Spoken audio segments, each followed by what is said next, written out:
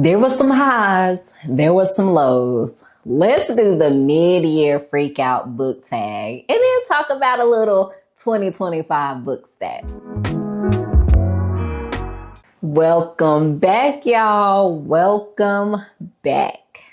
Today, we're doing a mid-year book freakout tag and then we're going to wrap it up with a few book stats. Let's just jump right into it. I know you've probably seen this tag floating around. I've been loving watching all the videos. So I was like, let me nominate myself. I nominate me. Let's get into it. The first question is the best book I've read so far in 2025. And I'm using I have my book journal here. So I can be accurate, making sure that I read them this year, you know? Got them right here. Okay, anyways, the best book I've read of 2025. This will make me want to not even do a whole tag because it's so hard. I've read some absolute bangers this year. Let's do a little mini recap. I went through all of Toni Morrison's fictional work. Like, come on, that right there is like what? I read some great classics, like amazing memoirs. Oh, like, bro, amazing debuts. Okay.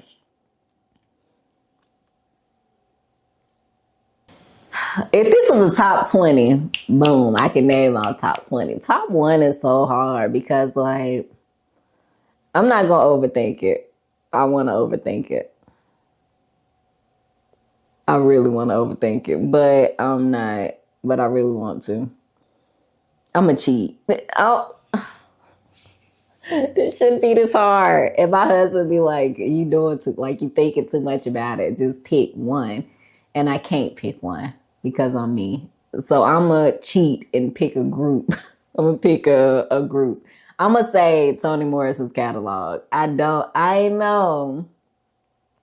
I'm sorry. That's gonna be the one that's not perfect because it's too much.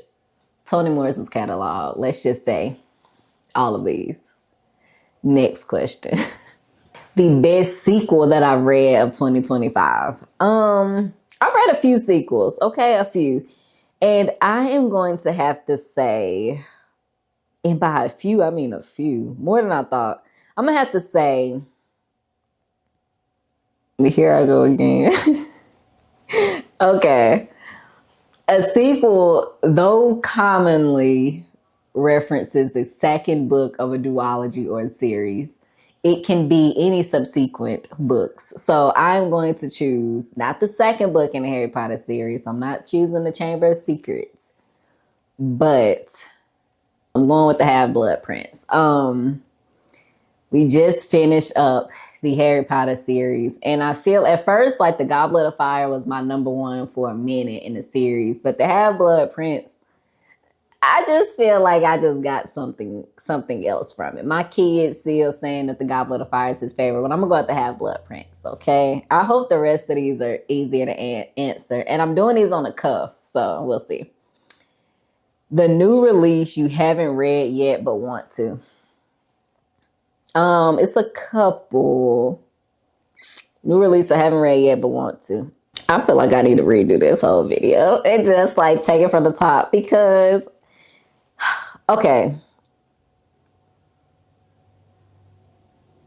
I'm going to say Zeal by Morgan Jerkins. I'm going to say Zeal because I have it. I've been seeing amazing reviews and I do plan on reading it soon. So I'm going with Zeal. Okay. Next, we have the most anticipated release for the second half of the year. Not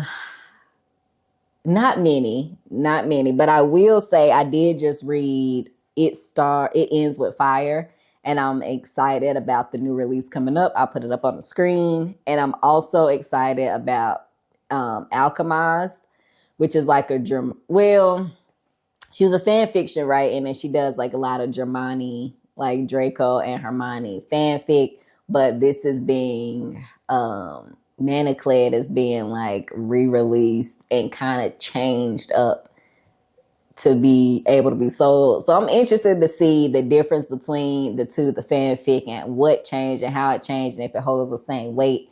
So I would say these two. Number 5, the biggest disappointment this year. I mean, I have a few to choose from, but let's see. We'll go with Black Shield Maiden. Like I first I was gonna do Such a Fun Age, but I think I'm gonna go with Black Shield Maiden because the premise to me was so promising. Like when I read the synopsis and I read, I felt like I kind of knew the direction that they were going when they wrote this book, Willow and what's her name? Jess, Willow and Jess. Like I felt like I knew the direction they were trying to go and it just didn't get there. But if it got to where it could have went, I would have loved it. So I feel like that was the biggest disappointment because it could have been like it had the bones. It had the bones and it just came across as disjointed and shallow and like unexplored, but it had the bones, and that's what makes it so disappointing. If it didn't have like the setup to be a good book, I wouldn't have been disappointed. I would have been like, y'all tried and failed. But it had stuff in place to make it better than it was. And I read that in January, actually. It was the second book I read this year. So biggest surprise. I could take this question a lot of different ways. Okay, I'm gonna go Ultra 85 by Logic because I expected to not like it. I expected to not like it. I did, and I liked it. And it's not for the same reasons that, I wouldn't say it was this great literary work. I just found it enjoyable to read, and I was thoroughly shocked that I liked it as much as I did. So I'm going with Ultra 85 by Logic. Favorite new author, either new to me or a debut. And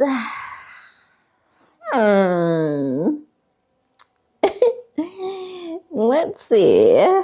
What was written so well that I was like, man, this is so good.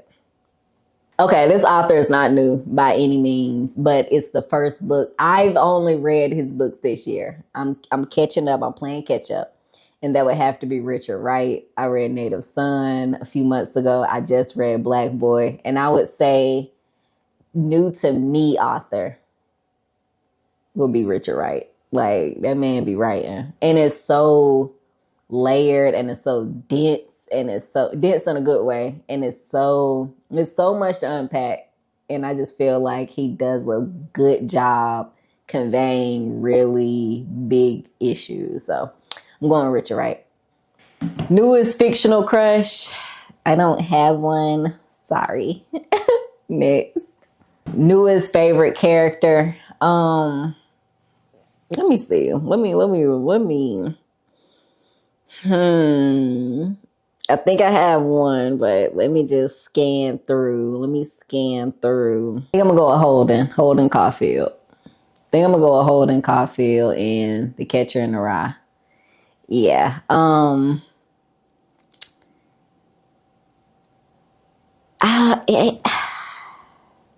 He's not my. Like I said, I don't know, like if I'm gonna put this out before or after my Catcher in the Rye review. He's not like I read this book in high school, then I read it again in 2018, and I just recently read it in June. But it wasn't until my last reread where I feel like I like understood Holden a little better than the times I read it before. So I'm going with Holden Caulfield in The Catcher in the Rye because, like, looking at the world through this teenage lens and being able, like, even in your little teenage mind, but being able to comprehend things, complex things that are, they pretty much hold up, and being able to process grief and trauma at that age and still like care about your little sister and stuff. So I'm going with Holden Caulfield. Understood, misfit, feel like he don't belong, but got a good heart deep down. I'm going with Holden Caulfield. Next, a book that made me cry. This one is kind of like a cheat, but kind of not, but kind of not. technically it's the Bible, but I was reading this book called Even If He Doesn't, I'll put it up on the screen. And that prompted, like, that book in conjunction with the Bible made me cry because I just feel like, I ain't gonna get too much into it, but it's so many ways you want to put like a purpose to your pain. And sometimes, like, bro, you just won't know. You won't know what it was all for. And it just brought up so many emotions. And yeah, I'm gonna say even if he doesn't, but also, in conjunction with the Bible. A book that made me happy. Let's see. So the last time I did my quarter wrap up, I realized I wasn't reading too many like happy books. So let's see if that has improved. A book that made me happy. Seems like I'm still not reading many books that make me that are happy, but I can pick and choose parts out of it that made me happy. So let me do that. I'm going with Their Eyes Were Watching God by Zora Neale Hurston. The book is not a happy book.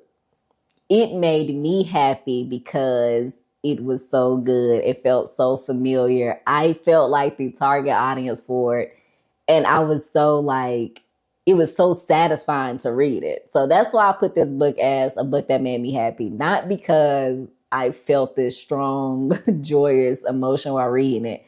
It's not a happy book, but there are glimmers of like nostalgia in there, and just like I'm sitting on the porch with them and I'm hearing this story and it feels like my life or my mama life or my auntie life. Like it feels, it brings up like positive memories. So I would go with Their Eyes Were Watching God by Zora Neale Hurston. The most beautiful book I've bought this year. What was it? I bought a lot of pretty books. Hold on. I love this artwork. I'm sorry. Look at this. The Age of Phyllis. It's just gorgeous. Like, I love this.